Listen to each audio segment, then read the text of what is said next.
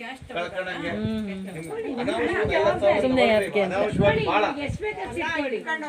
ಕಳ್ತನ ಅಂತ ಬೇಕು ನೋಡ್ರಿ ನೋಡ್ರಿ ಅಷ್ಟೇ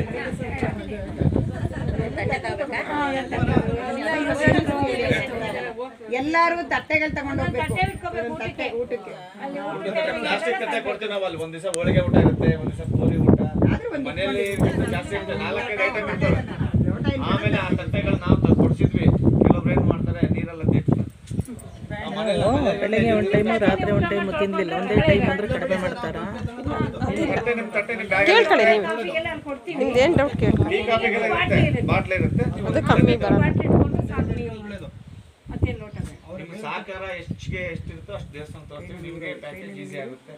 ಅಲ್ಲಿ ವಿಚಾರ